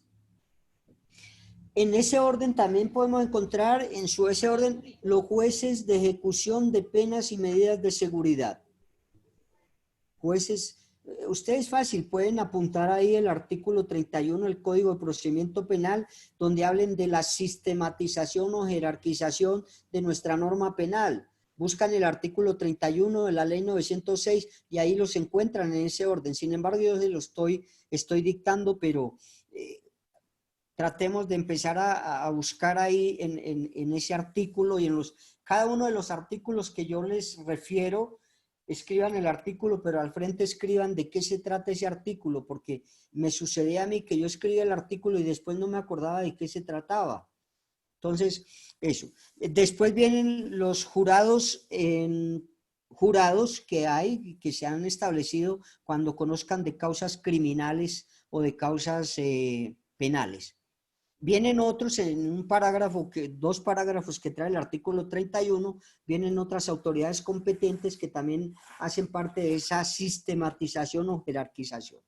Y entonces en la sistematización de nuestra norma es que tienen que estar relacionados libro primero, libro segundo y la ley 906 para poder llevar a cabo un proceso, porque hay que determinar, por ejemplo, si la persona que quería cometer el homicidio por circunstancias ajenas a su voluntad, no se dio el resultado a pesar de que lo impactó con 3 proyectiles de arma de fuego, pero no se obtuvo el resultado que quería el sujeto activo de la conducta punible, pues hay que mirar un tema del libro primero que quedó en tentativa porque no se dio el resultado. Entonces, mire, si bien es cierto que todos los delitos están en el libro segundo, también es cierto que tenemos que remitirnos al libro primero para mirar si hubo tentativa, si se dio el resultado, si fue coautor, si no fue coautor, si hubo un delito por omisión propia, si hubo un delito por omisión impropia, si la conducta desplegada por el sujeto activo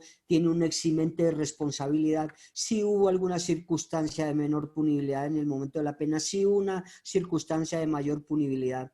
Esa es la sistematización. Creo que sistematización hace relación o es sinónimo de organización y de jerarquización de las normas, no estoy tan seguro, pero esa es la sistematización, esa organización que debe llevar nuestra norma penal en el evento que se cometa una conducta punible. ¿Entendido ahora sí, doctora Nata? Creo que fue quien me preguntó. Súper claro. Listo, perfecto. ¿Alguna otra pregunta, doctora? Se nos fue casi las 2 horas en esto y nos va a tocar trabajar el próximo domingo.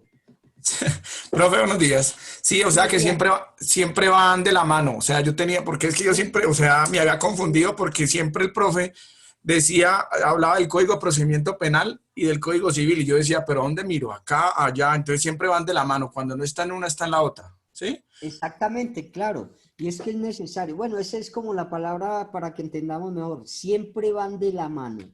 El libro primero, libro segundo y la ley 906. Siempre irán de la mano, doctores. Siempre, siempre. Eso es. Perfecto, gracias. Otra inquietud, doctor. Gracias por su aporte y aclaración. Con esto me deja más claro esa organización o sistematización de la tipicidad. Tengo una inquietud, doctor. Profe, ¿esto es lo que siempre va de la mano? Sí, ahí su merced va a encontrar el Código Penal, que es la ley 906, ¿cierto? Sí, señor.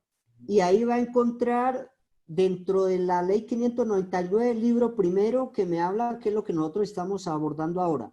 Y a partir del artículo 101, búsqueme, por favor, ahí encuentra de los delitos en particular, que es el segundo libro de la ley 599. Y más adelante va a encontrar su merced la ley 906 del 2004, que es el procedimiento penal. La ley 906, ojo, ahí también viene tipificado o inmerso o plasmado la ley 600. No vayamos a confundir esa ley, porque la ley 600, doctores, ojo, la ley 600 era el anterior Código de Procedimiento Penal. Surge la ley 906 del 2004, que es nuestro nuevo Código de Procedimiento Penal, y desplaza a la ley 600 del 2000. Sin embargo, ojo, doctores, todavía se están llevando a cabo procesos con la ley 600. Todavía se les está aplicando la ley 600 del 2000. Mire que todo esto tiene o ha tenido un objetivo importante de conocimiento. Ya nosotros sabemos la aplicación de la ley 900, que la ley 900 tiene 2 libros, que ahí también encontramos la ley 906, que es nuestro actual Código de Procedimiento Penal, pero también ahí encontramos el anterior Código de Procedimiento Penal, que era la ley 600. Esa, ojo, porque a veces yo mando leer algunos artículos de la ley 906 y resulta que me leen la ley 600. Por eso les indico, hay que determinar. Una es la ley 600, que ya está derogada en un 95%, y la que se está aplicando hoy en día y que está activa es nuestra ley 906 del 2004 o nuestro actual Código de Procedimiento Penal. Todas esas preguntas son importantes y mire que hemos aclarado muchas cosas. ¿Alguna otra pregunta, doctores? Hoy pregunten todo lo que quieran, que de aquí en adelante empiezo a preguntar yo. Listo, profe, yo tengo otra preguntita. Señor doctor Daniel. Hablamos de la justicia ordinaria y la justicia penal militar. ¿La justicia ordinaria, la justicia penal militar es más dura que la justicia ordinaria? Me queda esa duda. Yo sé que la justicia penal militar es para los funcionarios públicos, pero no sé si es que es más dura o no sé, para que me saque esa duda, profe. Qué pena. Mire, no es que sea más dura porque tanto en la ordinaria como en la justicia penal militar se aplica la ley 906 del 2004, o sea, el procedimiento, ¿cierto? Algunos delitos que cometan los integrantes de las fuerzas militares por la misma gravedad del mismo lo lleva a la justicia ordinaria. Pero por la misma situación creo que el legislador hizo esa salvedad por la misma situación de que como los tribunales militares y los jueces militares son de igual manera militares, puede de pronto, porque si la conducta punible la cometió algún amigo militar o alguna, entonces pueden de pronto llegar a favorecerlo. Y eso es lo que vuelvo y reitero. En Colombia eso es lo que se da. Entonces, algunos delitos por su gravedad y también creo que previniendo esa situación lo lleva a la justicia ordinaria. Sin embargo, los delitos que cometan las fuerzas militares en ejercicio de sus funciones lo lleva a la justicia penal militar o justicia castrense, pero a ellos también se les aplica la ley 906 del 2004. Y algunos delitos lo llevará, como digo, por su gravedad, la justicia ordinaria. Ejemplo, estos militares que cometieron esta conducta punible hace como un mes larguito contra una niña indígena de 12 años, por la misma gravedad, doctores, pues la toma la justicia ordinaria, ¿cierto? Se desvinculan a estos militares de las fuerzas militares para que se pueda iniciar ese proceso de judicialización y por la gravedad, miren que es una niña menor de 14 años.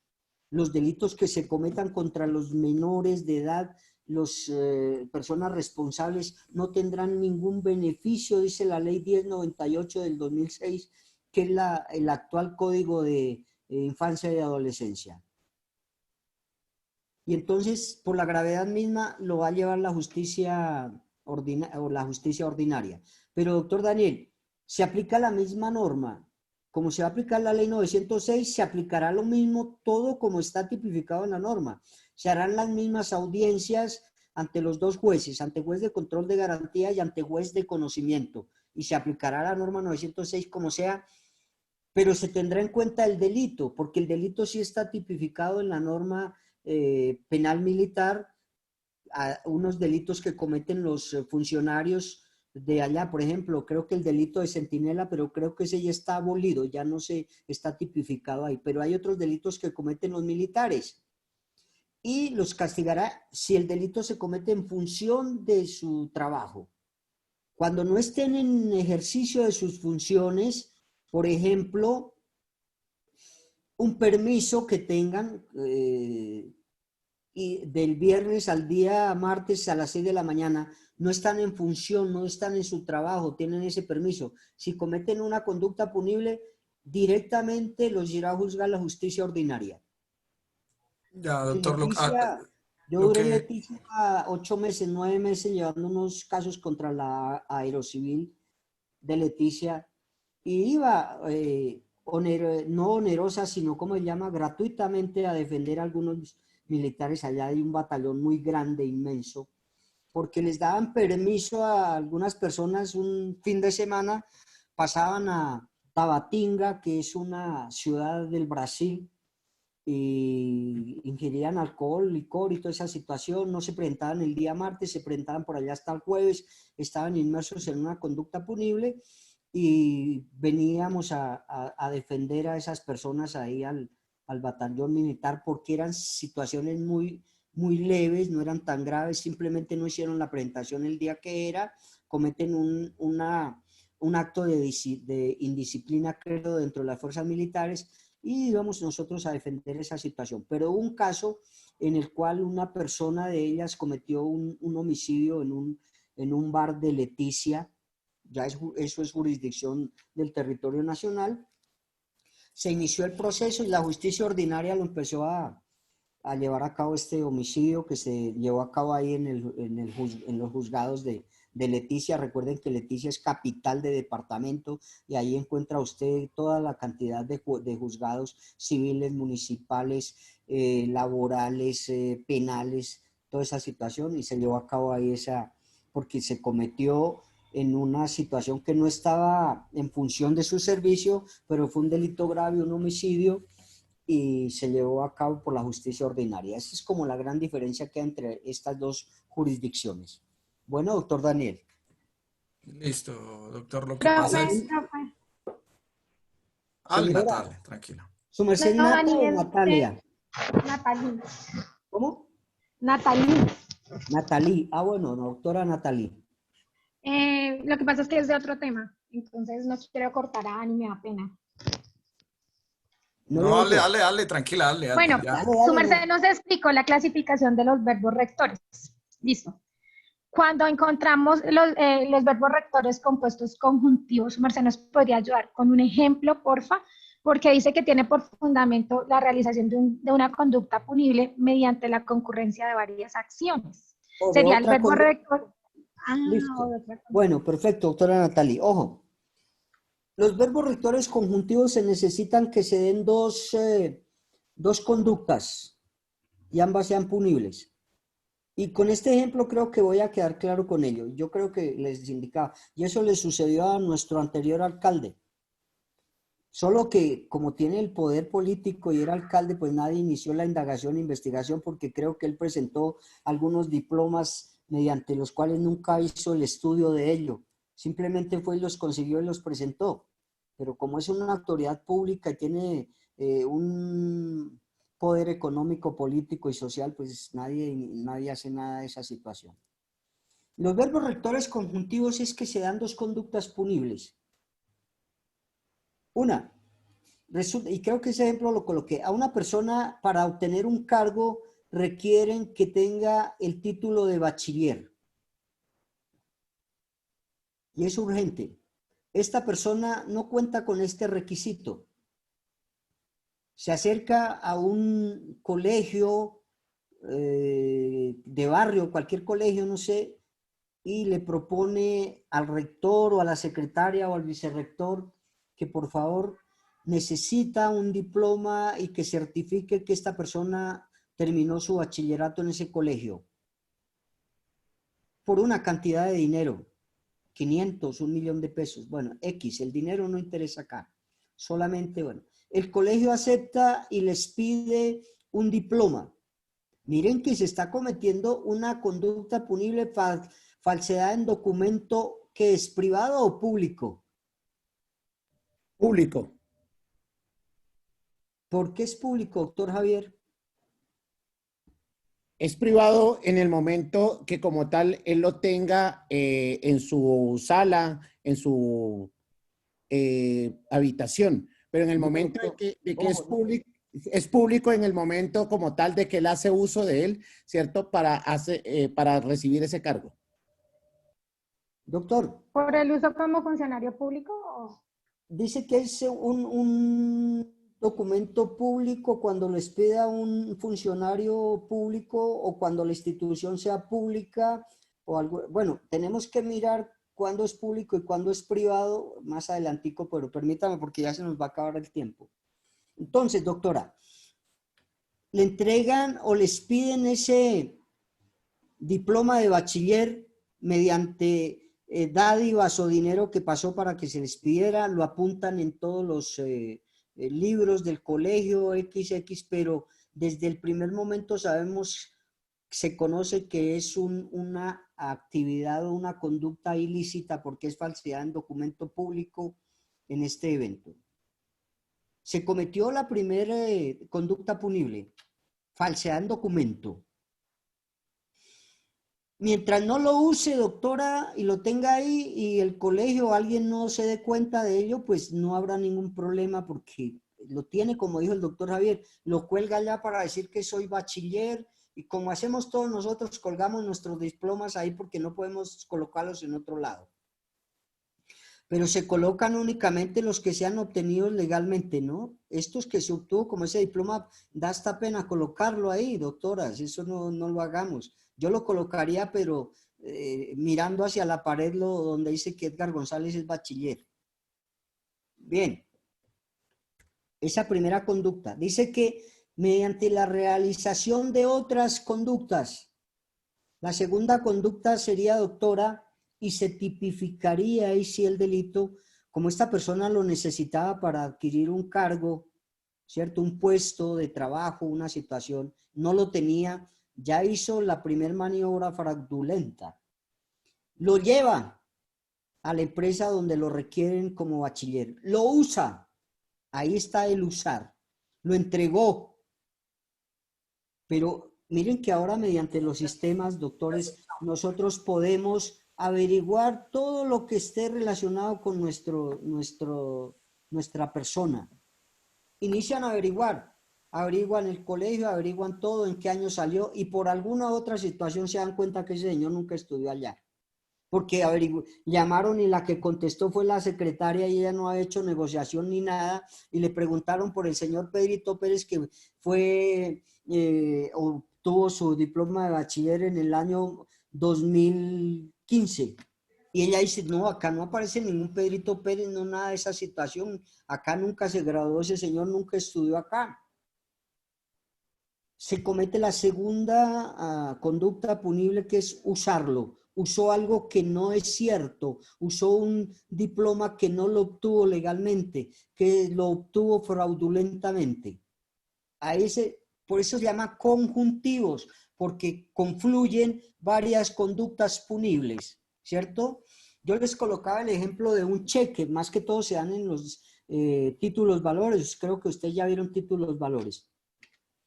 Un cheque, yo les decía que me encuentro una chequera, por ejemplo, de la doctora Natalie, ella es amiga mía y me dio la oportunidad de conseguir la chequera, sé más o menos cómo firma la doctora Natalie, me autogiro un cheque de 10 millones de pesos y hago la firma en la doctora Natalie, lo tengo en mi bolsillo, mientras esté en mi bolsillo no hay problema. Ya cometí una conducta punible, ojo. 2, falsifiqué la firma en la doctora Natalie y estoy utilizando un cheque de chequera hurtada, puede ser, o que me la encontré. No es una chequera mía, se están cometiendo ya 2 conductas punibles. Mientras la tenga, como la chequera la obtuve a las 4 de la tarde, ya no hay banco, ya no puedo ir a cobrar el cheque, lo tengo ahí. Mientras lo tenga ahí, no hay problema. Por eso yo les decía que el derecho penal no castiga la idea que yo tenga de cometer una conducta punible. Ojo con ello. Si yo tengo la idea de ir y cobrar ese cheque, simplemente tengo la idea y el derecho penal no me castiga a mí la sola idea.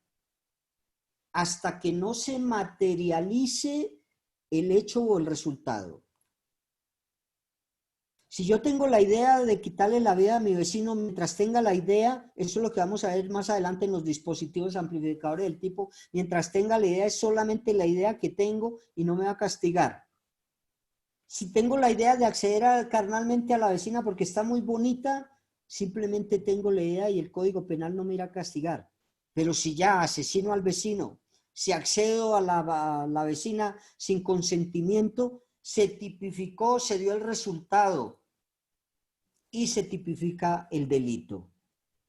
Pero si, por ejemplo, voy a acceder a la vecina y en el momento que le he quitado la blusa, interviene una persona o algo, mire que el delito no se tipificó y no se dio el resultado, quedó en tentativa. ¿Sí ve lo importante de todo esto y lo bonito que es esto?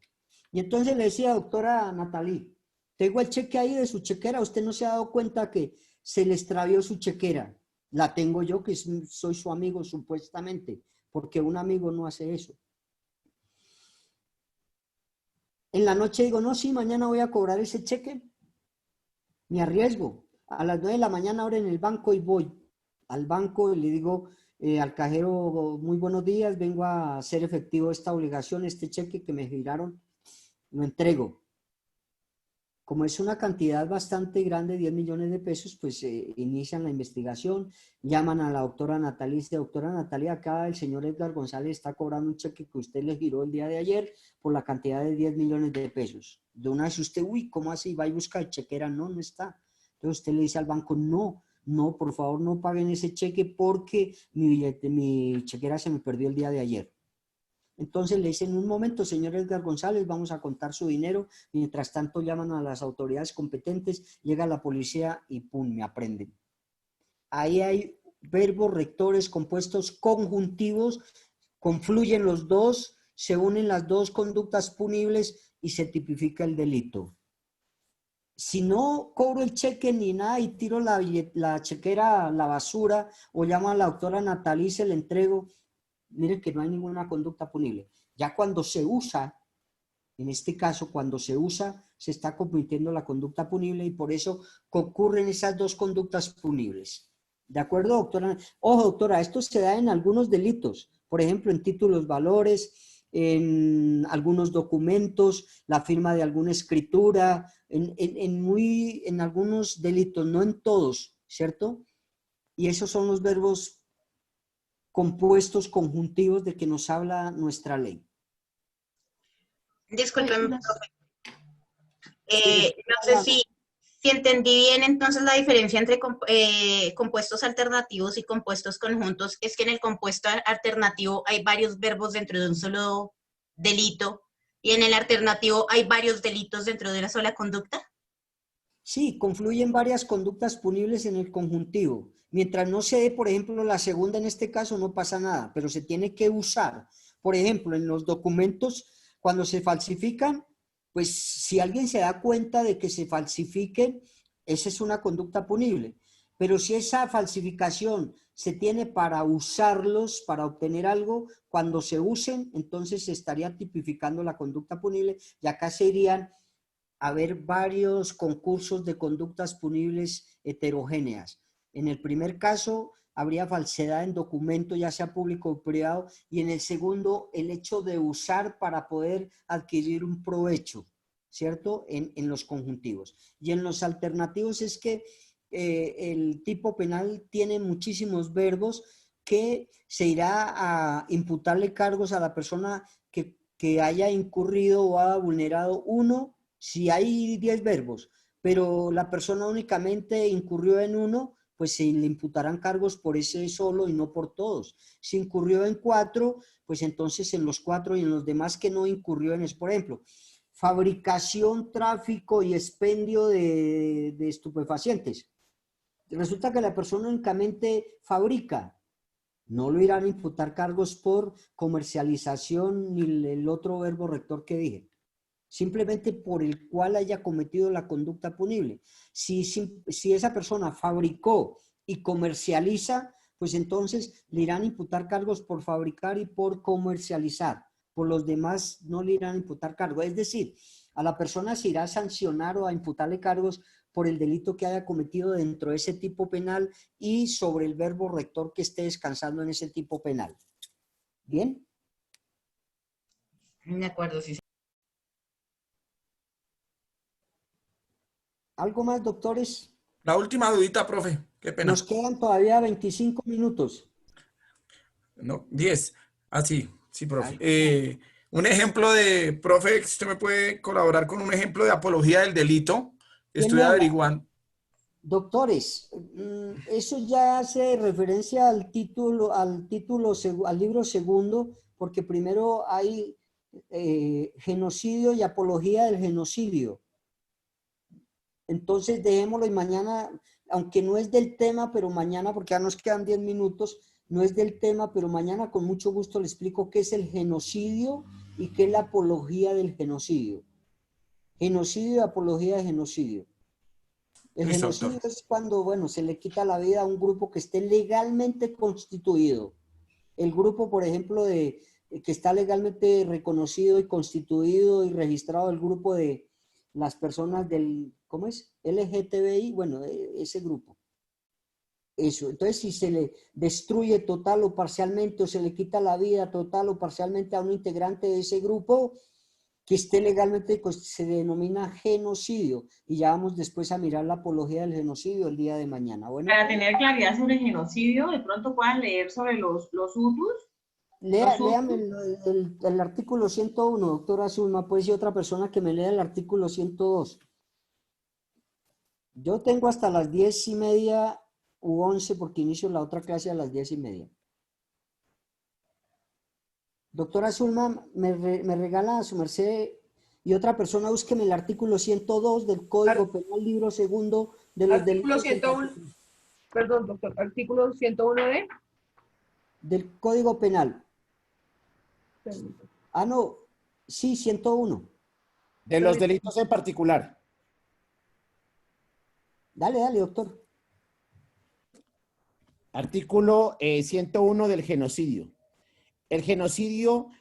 Pero ahí hay otro título que dice delitos contra la vida y la integridad personal. Contra la vida y la integridad personal. Libro segundo del genocidio. Genocidio, el que con el propósito de destruir total o parcialmente un grupo nacional, étnico, racial, religioso o político que actúe dentro del marco de la ley, en paréntesis, por razón de su pertenencia al mismo, ocasionar en la muerte de sus miembros, incurrirá en prisión de 30 a 40 años, hoy 480 meses a 600 meses, y en multa de 2.000 a 10.000 salarios mínimos legales vigentes. Listo, artículo 102, y dejamos ahí. Apología del genocidio.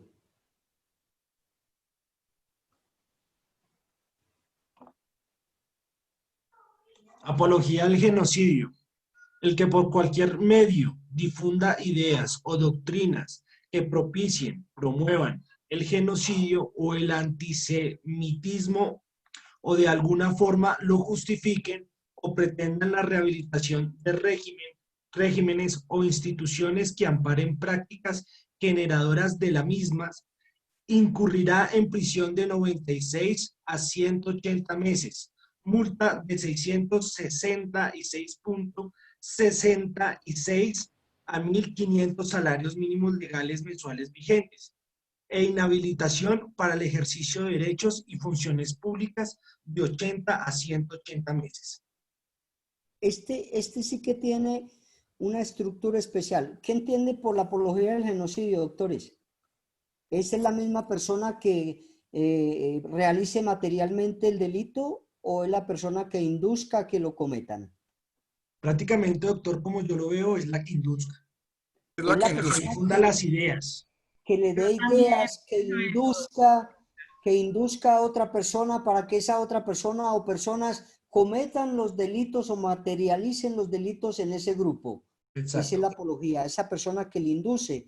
Por ejemplo, la persona que llama a sus amigos y les dice, oiga, tengo la idea y ¿por qué no lo hacen ustedes de ir y acceder carnalmente a los miembros de ese grupo, a las mujeres menores de 18 años, a accederlas? Vayan ustedes una noche, yo les hago vigilancia. ¿Es como el autor intelectual? ¿Señora? ¿Eso es como el autor intelectual que llaman? Sí, es el que induce, ¿no? Es el que induce. Porque si acá hablamos del actor intelectual, también es el que planea, organiza. Mire que también hay como una diferencia. Acá es el que induce. Yo le digo, venga, fulano de tal o fulano de tal, vayan por favor y accedan carnalmente a las integrantes del grupo racial que hay allá en ese barrio de personas de color. Estoy induciendo y les estoy dando la idea. Pero el autor intelectual es el que organiza, planifica y hace todo. Cuando miremos ahorita autoría, hay el autor mediato, que es esa persona, o que se llama también el hombre de atrás. Es esa persona intelectual que organiza, planea y delega funciones. Ese vendría a ser el autor intelectual, ¿vale? Pero difiere un poquito acá porque el que está acá está induciendo y no está planeando y no está haciendo esto.